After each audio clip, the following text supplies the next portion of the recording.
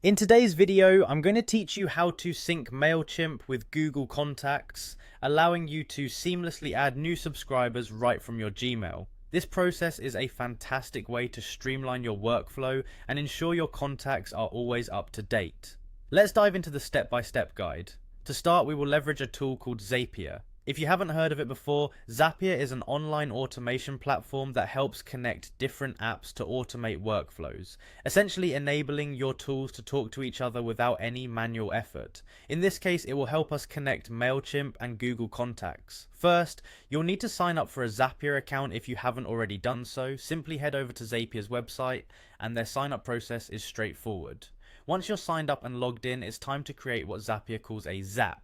Think of a Zap as an automated task you're setting up between two apps, which will save by cutting out repetitive manual tasks.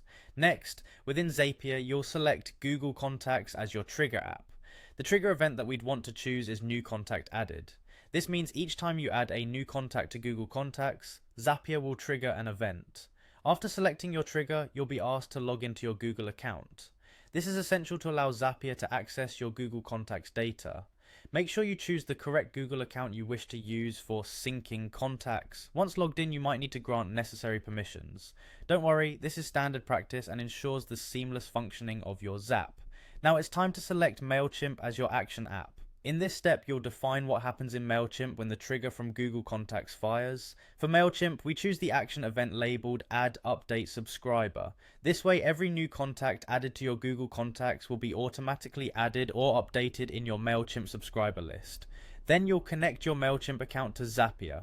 Just like we did with Google, you'll need to verify your Mailchimp account details and provide permission to Zapier for proper access. With both apps connected, the next thing you'll do is map the fields between Google Contacts and Mailchimp.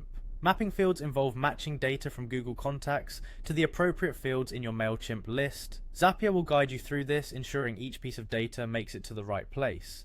Finally, you'll click on the test button. This is crucial to verify that everything is working as expected. If the test runs successfully, congratulations, you're ready to publish the Zap. Once published, your Zap will run automatically, keeping your Mailchimp and Google Contacts in sync without any additional effort from you. And there you have it. In just a few minutes, you've created an efficient sync between Mailchimp and Google Contacts, saving you valuable time and keeping your communication efforts streamlined.